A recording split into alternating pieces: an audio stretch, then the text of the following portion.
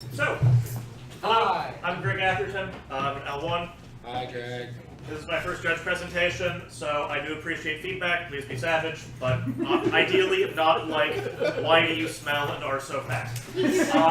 So this is going to be about mentoring and teaching. Those shoes are ugly. Honestly, you're not wrong. These are probably the oldest clothing that I'm wearing. They're like 6 years old. You're not wearing green for St. Patrick's Day. Yeah, you're right, I'm not. Oh. Get him! Are these green? No? Okay. So, mentoring and teaching, the transition from player to judge. Yeah, like you said, making up for the PowerPoint. Completely unintentional. Sorry. This is about getting players from being ordinary players to invested players and then interested in being judges. So, ordinary syllabus is starting off with the player learning curve, going into all of the knowledge needed for L1, the tools that I found most useful for teaching that knowledge, which are infographics, judge stack, puzzle box, and the judge Bible, and then wrapping up with how everything works together. So, this is the typical road of a player. I mean, this is the general forms, this is the road of every player. Everyone's going to start not knowing the game, then start knowing the game, really learn the game, and then sometimes progress to L1 and L2. This is the rough graph of knowledge levels. As a non-player, you don't know anything, and then there's this big spike as you learn the rules of the game. Generally pretty constant as you continue playing, but when you start studying for L1 and then L2, there's suddenly a big glop of knowledge that you need to learn that doesn't tend to come super naturally until you start studying it. So you're going to need either a mentor or just suffer through the studying, which we're going to try to avoid. So we're focusing on this transition from enfranchised player to L1 judge. And just in case John Temple is watching, I figure show them. So, focusing on this specific transition, there's a pretty lengthy, there's a pretty lengthy distance here, and I don't think anyone is going to have a player come to them and say, I want to be a judge, and you say, come back in 5 years. So there's a whole lot of spots where they could start from where we're starting to teach them, which means there's a lot of knowledge levels that we need to be able to teach.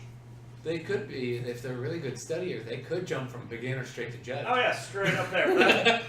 Hey, people done it, I'm sure.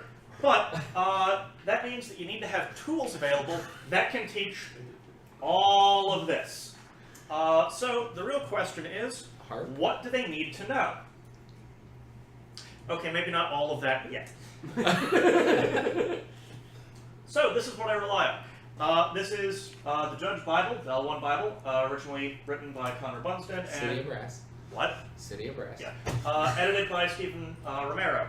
Basically just collating it. I'm currently working on separating this a bit so I can make edits to it without having to reprint and rebinder the entire bloody thing. Cough, cough, planeswalker damage redirection change. Yeah, it's going to have to be redone at least one more time. But looking at this, picking out all of the knowledge that you need to get your L1. Hey, that's at least more manageable than the full comp rules. So, still a lot of stuff to talk about. I'm going to highlight the things that most people have a lot of issues even really starting to learn, or don't have a great, don't have a great detailed understanding already. So people are often going to be pretty competent with things like triggers, permanents, zones, keywords, etc. Nobody knows two-headed giant. I love it. It's my favorite format. That should be highlighted in purple. Nobody knows that. Yeah, we have different my stores. You would be surprised how many at my store do. I will admit there's a fair amount of sampling bias because I kind of only highlighted my store, figuring all this data out. A lot of people I will highlight that in the future. Good to know. That's still a lot, so we're going to break it down into more zones. So this is what I'm going to call Group 1. These are the ones that you learn easiest through gameplay. Most of the time, players are going to already have some significant knowledge about them, providing a firm foundation to build on. That gives you some really fun tools and ways to teach the rest. Then, these are the things that players tend to know a decent amount and can still learn well through gameplay. but are more difficult than Group 1. And lastly, we have the stuff, thirdly, we have the stuff that you're just kind of going to have to learn. I haven't really found a good way to teach these that's fun and engaging yet. It's really just a matter of walking them through an experience. Two-headed giant. Play two-headed giant. It's fun and engaging. Yes. Okay. And then, lastly, dark policy and attitude are things that are really touch and go person to person. Some people really embrace the jar policy, when to deviate, when not to. It continues to be a thorn in my side, the old deviate like hell quote, because, no, deviate sometimes. Some people get that, some people don't, typically when. And then attitude. Some people have issues with attitude, and if you're really interested in the rules but your attitude has a problem, that's still going to need to be corrected if you're going for judge. We are ambassadors to the community, but some people start off with a great attitude. So, now we're getting Some to gain the an attitude. Huh? Some gain an attitude. We also kind of try and shy away from that and discourage that behavior. So, getting into the meat of the presentation, our approach is kind of the 0th level. The thing that you don't have to do is get them interested in magic. If you're walking up to random people on the street corner saying, "Do you want to be a judge?" In a courtroom? Street corner. No, that was That's that what was they the were response. saying. If you just go for a random person who knows nothing about Ah! Wow, I missed that. magic. Yeah. At which point you hand them their complimentary gavel and go back to the game store where you belong. So, we're Cry with essentially your head down. already interested in magic. What you want to do is get them interested in the rules. A lot of people play the game and learn the game just functionally enough to play it, but there's a lot of fun to be had in the rules. Many of us are Melvins. So, once you get them interested in the rules, get them interested in helping others with the rules. This is kind of the most useful step of this, because, at least for me, there's gonna be Fridays, Mondays for Modern, when I just can't make the game store. I can't play Magic then. And then it's good to have someone else who's really competent with the rules to be able to help. And then sometimes they'll be interested in being judges. And you want to allow that to happen for the people who it's a good idea for. And then you mentor them through the process. I don't think anyone here, certainly very few people, built themselves up into a judge. Everyone had a mentor. It makes the process go so much more smoothly. So the tools I use are infographics, judge deck, puzzle box, and the judge Bible. So going through those in order, we have infographics. Hippie color. Yes, that's kind of the point. So infographics are 1 or 2 page documents that visually explain difficult concepts. I keep 4 of them with me. This is the this is the turn phases one. I have 4. I have 1 for each of these. I have 1 for turn structure, which you just saw, 1 for layers, 1 for casting spells, 1 for priority in the stack. In order, we have this is priority. So not in order at all, actually. I had them written in order here and didn't say it that way. Priority. This way, when someone is having issues with priority, especially during stack, during puzzle box, times where they're actively thinking about the rules and learning them, they can just take their finger and walk through. Did we begin the step or phase? Did we have turn-based actions occur? Active player has priority, and then just follow the flowchart until they get where they are, and as they do each action. This is something that I found most people don't really understand. Things especially like holding priority. You're the first person to get priority after you do something. We all know this as judges, but a lot of players don't really get that, and it's a very natural way to illustrate it without kind of pointing their head in all of the weird corner cases, which gets very boring and very frustrating. Well, priority. Unless you're a judge. We have layers. This is one of the ones that tends to catch people because a lot of L1s don't know their layers well. But this first off explains the layers and then shows examples of each of the layers. Personally, I have not found a good acrostic that makes people remember the layering system. It just doesn't really work for people to memorize kind of fishy, kind of contrived acrostics that other people humility and have made. fluorescence in the mix. Well, It'll be fine. There actually are notes on the side here about dependencies of one system humility, etc., and why that whole interaction works. But regarding the CCTTCAP, I have personally found that candidates can try to create a cross-search personally. It also works. Make It also works to Twinkle Twinkle Little Star. CCTTCAP. That'll work. I have found pretty good success with this, of having them make their own acrostic to do whatever they feel like, and people usually know their own brain best. We have steps of casting a spell. This goes through on the left side. That is less of an infographic, more of an info dump. The various steps of casting a spell. Pretty much just quoting it. But on the other side of the page is examples that illustrate why each of those are important. Obviously, announcing the spell, everyone gets why that's important. But why exactly where legality is checked compared to before and after, well, you can do some fun things with these cards. It shows when you can and can't cast spells based on what other things are happening. And turn order, this is probably the most useful that I've used because there's just a lot of weird things that happen, especially in the ending phase, the whole madness and discarding the hand size interaction, exactly when people get priority, crucially, when people declare blocking order. That is the single most common thing people screw up in my game store. Are you going to add in last strike damage to your graphic? This is not an ungraphic. So I put last strike damage on your graphic. I am currently wearing my normal judge hat. Now I am wearing my unjudge hat. I will explain that later. I would actually use a shoe, but I don't want to make you smell that. And things like people not getting priority during untap. So, that was infographics. I always keep those with me whenever I have any of the other tools because it goes alongside them.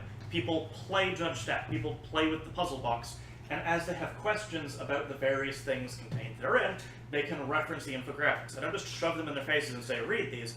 I have them use them when they are useful, and they always will be. The next thing is Judge Stack. It's also called Judge Tower, ASAP, there's a couple other names for it. Many of you probably already know it. Those of you who do, yeah, that card's hilarious, isn't it? Let's play a Pact of the Titan. I have it in the back. We can do that after all of this if anyone's feeling suicidal. But I play it a bit gently with people at the game store to get them interested in the rules. It covers all of these. So that's a lot of stuff. It's basically everything that you don't just have to read a book to find out. These are the basic rules. Each player has infinite life and mana. This means that you don't just draw the entire deck when you play anything with X in it. And do things as soon as you possibly can. You don't lose for anything other than screwing up the game rules. I have this printed out alongside this, which is the complete rules. As it turns out, a game format based entirely around the game rules brings people who like to nitpick, and this kind of shuts them up. So, yeah, I initially allowed for 3 errors. Now I allow for 1. I found people enjoy the game a lot more when you just have a big table of 5 or 6 people even, all playing, and then as soon as you make a mistake, you step back from the table for that round. Rounds go quickly, people iterate, and that way people A, don't get frustrated, and B, can, not frequently, but sometimes, get the really good feeling of I beat the judge. Because we all do make mistakes, and it's really cool for them to catch us on that and have that victory feeling, but if it's first to 3, that is seldom going to be anyone but the judge. If I'm playing one-on-1 or one-on-2, especially people that I consider like judge candidates or that have come to me about that, I usually completely forego the loss condition and just walk through exactly what happens, and allow them to just say, I don't know what happens here, can you walk me through it? And it usually helps them really well to figure out why everything happens the way it does. Judge Stack, the goal is to be complicated. The goal is to get things interacting in weird and non-conventional ways, because they tend to illustrate very fine points about priority, legal actions, effects, state-based things, etc. So this is the core of a Judge Stack deck. Draw spells, counter spells, ETB effects, scaling effects, recursion, and jank. Personally, I do not like searching. Some people have Pain Glacial Worm and a couple search effects, but I find it just slows it down too much. I want these to be quick so that people can iterate, make mistakes, lose, get back in, and learn. Huh? It's a worm. It's a hilarious vermin great in a lot of formats, and I wish I could include it with good effect in here, but it requires search effects which have problems. Draw spells are one of the big knobs of it. The main knobs, I should say, are your draw spells, your counter spells, and your recursion. Draw spells make it more difficult. If you load it up with a bunch of draw spells, people are going to be chaining draw spells into draw spells of gas, and things get very out of hand quickly. So, if you're playing with a bunch of suicidal judges, cranking up the draw spells is great because it makes life very complicated and fun. But when you're trying to get people interested in the game, keeping draw spells to a minimal amount is usually preferred.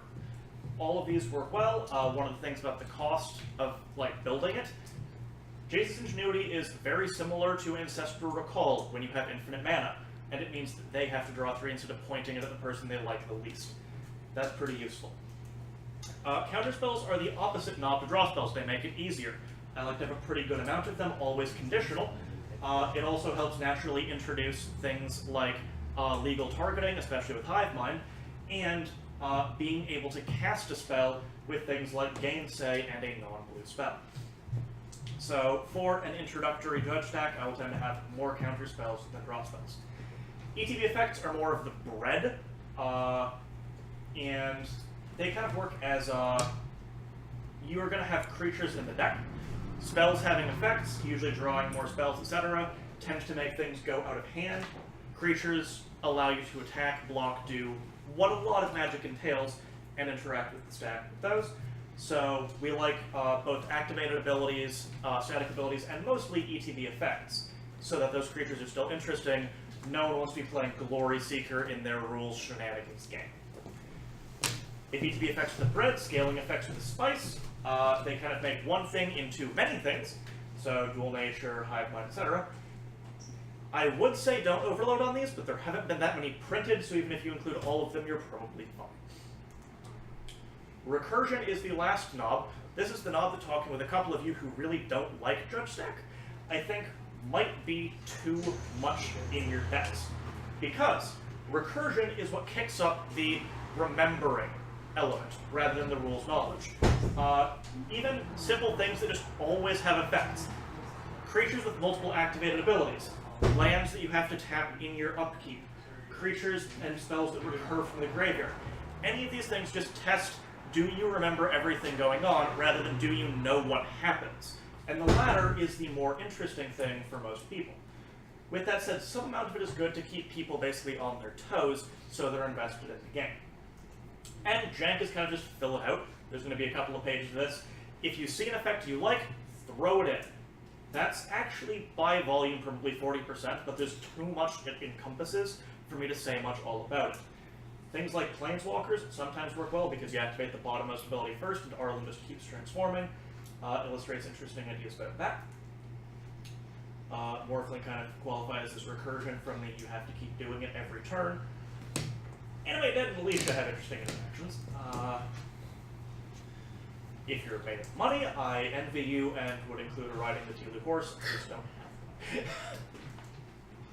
So, goals to Judge Stack are being approachable, fun, and engaging while they teach the rules.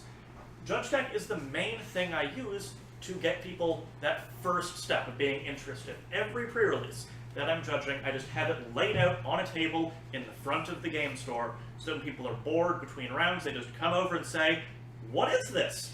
And, you know, once they've bitten the hook, it's pretty easy to reel them in.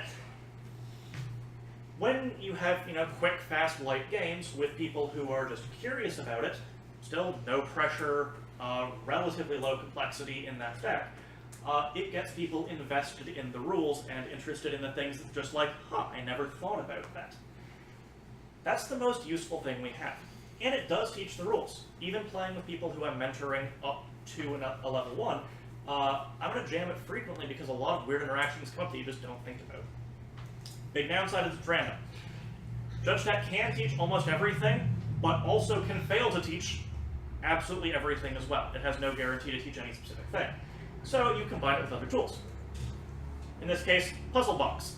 I call it Puzzle Box because that's what my thing is based off of, and what I originally used. It's a friend of mine, if any of you know Lucas Bucafusca, another judge in the Champaign area. He has a puzzle box that works quite well. I looked through it and realized there's a lot of cards that I don't want to actually pick up that are relevant, Tarmogoyf in particular, so coming soon is Puzzle Binder, which is the same thing except with all of the cards and interactions printed on pieces of paper with the solutions on the backside. This has a couple of options, or a couple of advantages. One is, my wallet still exists. Two is, it means that I don't have to be there to adjudicate. With Judge Stack, you need someone who knows the rules well to judge over it. With this, if someone's interested in the rules, they just take the binder home. That's fine. The reason this, I say, is coming soon rather than just ready now is I'm working on it.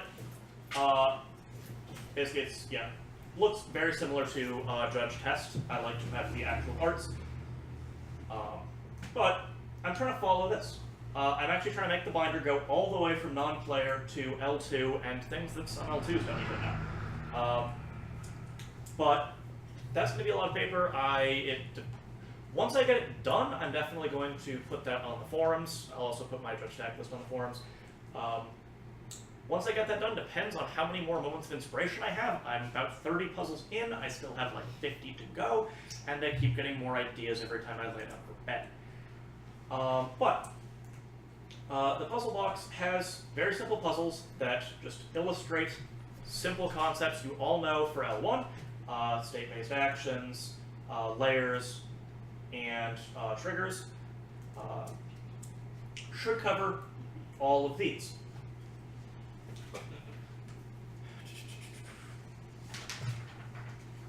I know that I'm missing something, which is why I'm checking my notes.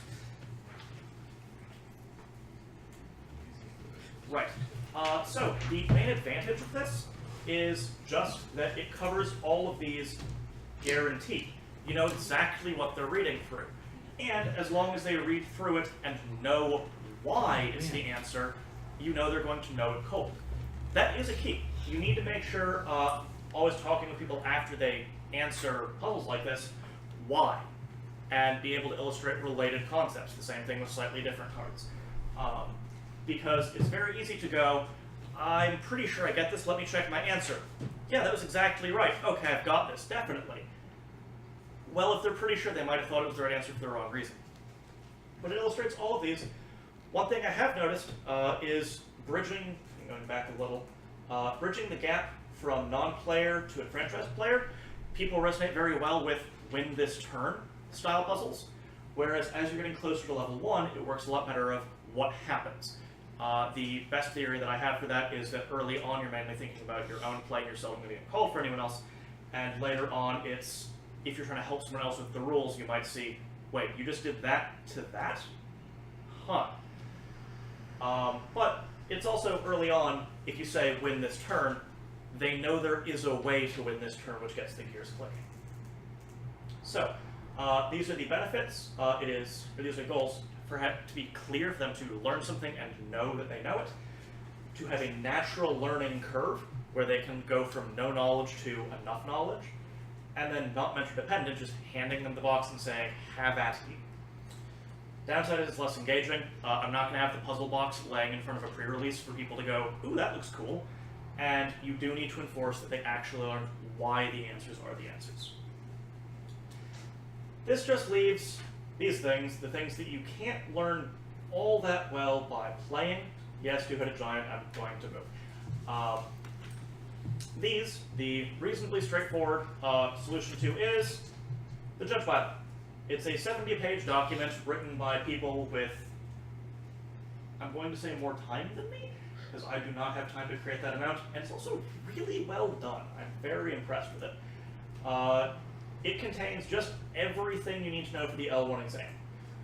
I would not break this out early with anyone, even someone who's interested in becoming a judge. I would let them know it exists, give them the option if they are interested, if they learn that way. But a lot of people, if they see 70 pages of hard text, and this is pretty solid text, are just going to get intimidated and lose interest. So the way I like to do it is use the Judge Stack, use the puzzle box, use the infographic, and then once they've got those concepts, all of the gameplay mechanics down pretty well, they can probably, or they probably already know all of this. Most of it anyway. At which point I have them approach it like a lot of people who are L1s approach L2, go through the whole thing, what we do for the comp rules, and just highlight everything you know stone cold. And then everything you don't know stone cold is what you still have to read. Do that until you know it's stone cold. And it makes a 70-page document a lot less intimidating. In addition, there's Judge Core as an Android app. Judge Core's amazing. Judge Core is fantastic. I am given to understand Magic Guide, I think? Yes. Okay. PG guide. Yeah, MPG Guide. That's the paid one. Judge Core's free. Oh, it's paid? The Apple one I've been told is paid, the Judge Core's free. I have an Android, and this is what the internet told me is best on iPhone. So, MTG yeah. guide is $6. That's unfortunate. I will update this presentation with something hopefully less. Admittedly, we're Magic. What's $6 to us? But It's my life savings. Judge Core is amazing. If you have an Android, it's great. If you don't have an Android, I'm not going to say get an Android for Judge Core, but I'm kind of saying get an Android for Judge Core. No, get an Android because it's strictly better than Apple, and then happen to get Judge Core. You're not wrong. Or Yes. buy a cheap smartphone and just download that and update it every once in a while. And then the Judge Bible But they has don't do that. appendices that you can also reference. So these are particularly useful for things like sanctioning rules and time limits are some of the big ones of, yes, you can memorize them, but memorization often works best with experience. What do you do if it's your first time? Look it up. That's perfectly fine. Our time limit's still on the damn tests. I don't know, and Always I don't look like them it. up. Yes. You do eventually learn them after a bunch of experience, but it takes that experience, and But there's no reason you should be tested. I agree entirely. It's a stupid thing. Hey, wizards, the thing. No. Like I said though, they learn best by experience, so just involve them. I'm not going to wait until someone's ready to sit for an L1 test to pull them into judge calls. I'm going to wait until I'm reasonably confident they know pretty much what they're doing. I don't want them to be involved in a judge call when they're still just learning, because that's asking them to lose face, which is not particularly good. But once they're confident with the rules and interactions, if someone asks, a judge call, just say, hey, can you come over here and take this? And that's a really good way to get them learning all of those calls, all of those fixes, even things like setting up a tournament. If someone's already there, a lot of players get there early, who's interested in this, ask them what they would do, give them those resources, and it just helps them learn. So the wrap-up is, in order, get them interested, for which I use mainly the judge stack and a couple of the middling puzzles. I found the really easy ones tend to be insulting for people who aren't really new, and the later ones tend to feel frustrating and contrived for someone not actively looking to learn the rules. We get them interested, get them educated, which is, again, just keeping jamming stack, using the infographics, and then all of the puzzles to make sure they know everything they need. If they're seeking L1, which again, a lot of people don't, a lot of people at my game store are what used to be rules advisors, involve the Judge Bible for all of that extra stuff that isn't really gameplay involved, all the policy, attitude, and things. And then most relevantly, get them involved. Bring them up, don't monopolize being a judge when there's someone else who has valuable experience to gain. Good luck with all of your mentoring, and thank you.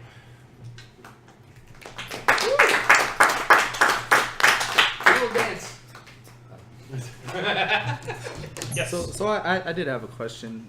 Is there any mentoring resources that you didn't have a chance to put in here because you don't want the thing to be 25 minutes way over time? Yeah, I already had to pare this down. Yeah. So just real quick, is there any ones that anyone would like to recommend?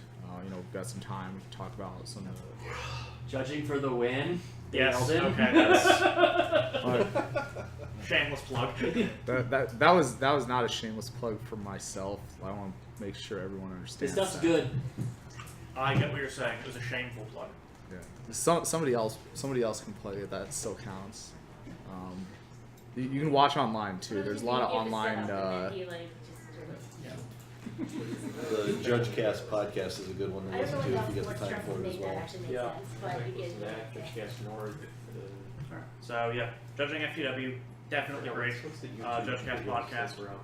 Yeah, watch the YouTube videos. There's if you like go on YouTube and type in. It doesn't have to be specifically the Judging for the Win channel, but there are several channels that if you like watching videos better than you like reading, which a lot of people do, you can look stuff up that way. Anything else? I'd like to champion the puzzle box because Yes. that's the technique that I use, and I find that it's probably one of the things that works the best. Okay, I just have to say, I understand the binder thing you're saying, where you print out like, okay, a judge question, but have it with like simple to experienced judge questions with like the pictures of the cards on it. What is a puzzle box? I didn't get an explanation of what that actually Okay. is. Oh, Is it so- just cards in a box? Yes, Yes. It's basically it's the same thing, but with the requirement that you be present to explain what the puzzle is. It's a box with a bunch of just penny sleeves in it, with cards in that. Individual cards? Yes. Or pairs of cards? Or... Like each sleeve has sets of cards in it. Okay. So one of them is labeled like Puzzle 1 the stack.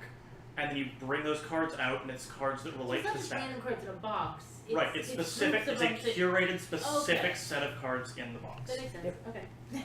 And in fact, I would argue to you that the binder is probably the wrong way to go. In fact, when I use my puzzle box, I use it specifically to sit down across the table from someone and have a conversation. Okay. Much like you're talking about using your judge stack for. Yes, that's where I do that. Right. I don't even like the Judge Tower format, so it's not something that I'm going to ever attempt to do.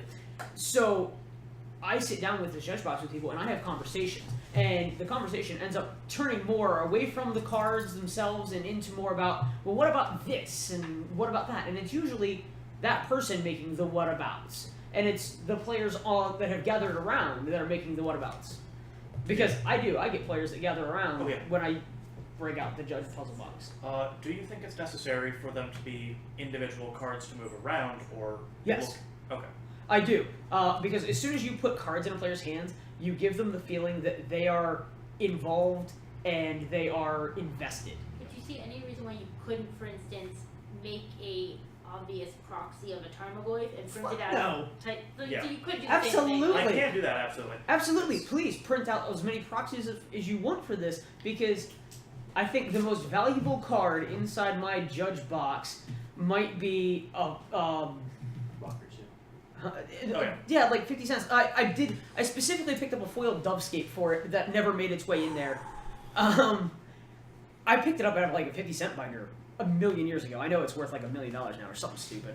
But and it's not even in the box anymore. I have no idea where it ended up. But yeah, absolutely print proxies for it when you make these questions up. And make it out of draft chaff. Because that's where your best questions are going to come from. Yep.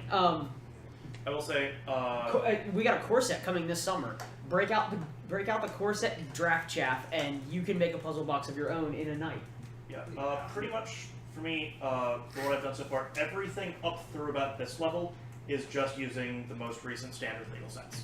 Mine are all old cards because it was all my draft chaff from a million years ago, but they're all fairly standard effects. Never even considered the idea of going up to random players in my store and trying to get them to become judges. I've gotten people I at don't do various that. events and stuff to come up to me and say, I would like to be a judge, what should I do? Okay, first get a Judge App's account, and then Yeah. I tell them to take the practice test on there like 2 or 3 times, see what they get, so we get a general sense of their knowledge, and if they'd like to meet in person, they can. I've never had anyone come up to me and want to meet in person.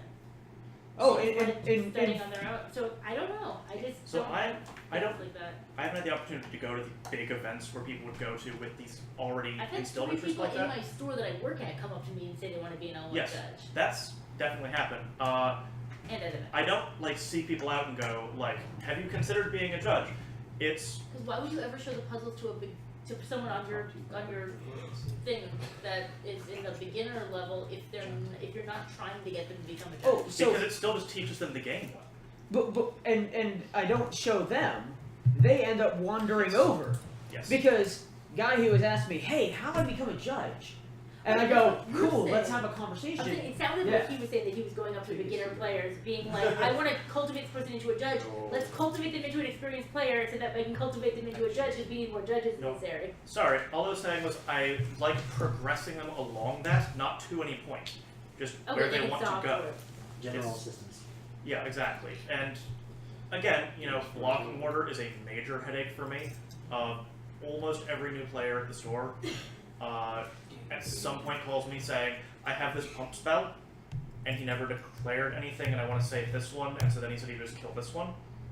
Oh, the one that I get is when they just even simpler than that. When you see new players play and they're just like, and so they've got their creature, and you attack them, like, okay, I block. Yes. Okay. Don't tap to block! I'm talking a level beyond that. That also definitely happens.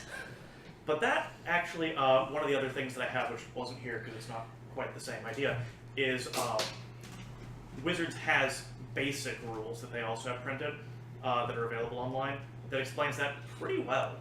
I don't know, whenever I use the welcome guide to teach something, they always start out tapping the block, and I'm just like, I never told you, don't do that. Have you seen the like 8-page basic intro rules thing that they have? No. Oh, it's actually very useful. It's if you look up, the comp rules, it's on the same page from Wizards, and it's just like a 7-page full graphic document that It's not on shows. Judge Core, I haven't seen it. It's not. It's not. Judge Core's awesome. I recommend looking it up. Yeah. Anyway,